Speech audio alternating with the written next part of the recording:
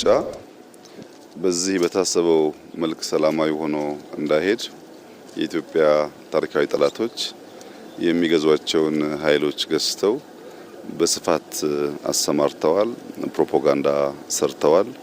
ኢትዮጵያ ውስጥ ዴሞክራሲያዊ ምርጫ ማድረግ አይቻልም የሚል እምነት እንድንይዝ ሙከራ አድርጓል።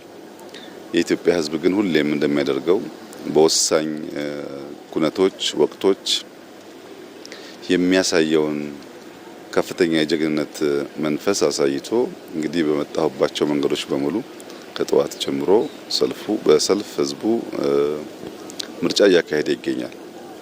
ይሄ የኢትዮጵያ ህዝብ ሀገረ መንግስቱን ለመገንባት የዲሞክራሲያዊ ስርዓት ኢትዮጵያ ውስጥ ለመገንባት የሚሻውን የሚፈልገውን ለመወሰን መካሪ ገሳጭ እንደማያስፈልገው ያሳየበት እርምጃ ነው።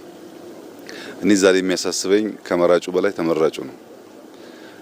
ይሄ ህዝብ በቁርጠኝነት ሚሻውን ወስኖ በዲሞክራሲያዊ መንገድ ከመረጠ በኋላ የተመረጡ ሰዎች በዚያ ልክ ታምነው እጃቸው ልባቸው ንጹህ ሆነው ደከመን ታከተን ሳይሉ ሰርተው ይሄን ሀገር ታሪክ የመቀየር የዚህን ታላቅ ህዝብ ውለታ የመክፈል ዝግጁነታቸው ምን ያክል ነው? እልህ፣ ቁጣ፣ ክርክር አሸንፋለሁ ሳይሆን ያመንን የታመንን ራሱን የሰጠን ህዝብ እንዴት አገልግለው ህይወቱን ይነካሉ ይቀይራሉ የሚለው ጉዳይ ይበልጥ ያሳስበኛል።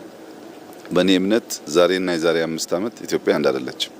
ይሄ 5 ዓመት የኢትዮጵያ በርካታ የታሪክ ጥፋት የሚታይበት 5 ዓመት ነው። ይሄ 5 ዓመት እስካሁን ከሰራነው በላይ መድከም ይጠይቃል። እስካሁን ከለፋነው በላይ መልፋት ይጠይቃል። እስካሁን ካሰብነው በላይ ማሰብ ይጠይቃል። እስካሁን ከተደመርነው በላይ መደመር ይጠይቃል። የትናንትናዋ ኢትዮጵያ በሚቀጥለው 5 ዓመት አናያትም። የተቀየረች የተለወጠች ቢያንስ የማትለምን ራሷን ችላ የምትቆም በከባቢው አንከር የሆነች ሀገር ለማየት ብዙ ልፋት፣ ብዙ ድካም፣ ብዙ ስራ ይፈልጋል። እነዚህ እንመረጥ ባዮች ከየትኛውም ወገን ይሁን ይህ ታላቅ ኃላፊነት ገብቷቸው ዝግጁ መሆናቸው ያሳስበኛል። እኔ በግል ያሳስበኛል። እስካሁን ከሰራሁት በላይ የዚህ ህዝብ ይሁንታ ባገኝና ብመረጥ ምን አድርጌ ነው የምከሰው የሚለው ጉዳይ ያሳስበኛልና ተመራጮች ታላቅ ኃላፊነት እንዳለባቸው አውቀው ቢሰናዱ መልካም ነው ላለው። ኢትዮጵያ ሁላችሁም እንደምታውቁት ጥንታዊ ሀገር ነው። ስርዓት ያውቃል፣ መንግስት ያውቃል፣ በሚያስፈልግ ጊዜ መሰብሰብን ያውቃል፣ በሚያስፈልግ ጊዜ መዝመትን ያውቃል፣ በሚያስፈልግ ጊዜ ዋጋ መክፈልን ያውቃል። ይሄን ህዝብ በትናንሽ ፕሮፓጋንዳ ሸብረክ ማድረግ አይቻልም።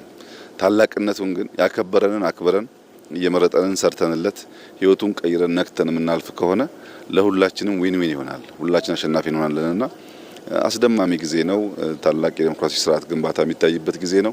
ይሄ ጉዳይ ተጠናክሮ እንዲቀጥል ሁላችን እንድንበረታ፣ ያሸነፉ በታማኝነት እንዲያገለግሉ፣ የተሸነፉ ደግሞ በጸጋ ውጤቱ እንዲቀበሉ ማሳሰብ ፈልጋለሁ። በዚህ ቦታ የሚመጣውን ውጤት በጸጋ ለመቀበል በእኛ በኩል ዝግጁ ነን። ህዝቡ ላደረገው አጠቃላይ ተጋድሎ እና ጀግንነት ከፍተኛ ምስጋና ማቅረብ ፈልጋለሁ። የምርጫ አስፈጻሚዎች ላደረጉት ተጋድሎ እንዲሁም ማመስገን ፈልጋለሁ። የሚዲያ ሰዎችም በየቦታው ተገኝታችሁ ለምታደርጉ ስራ ማመስገን ፈልጋለሁ።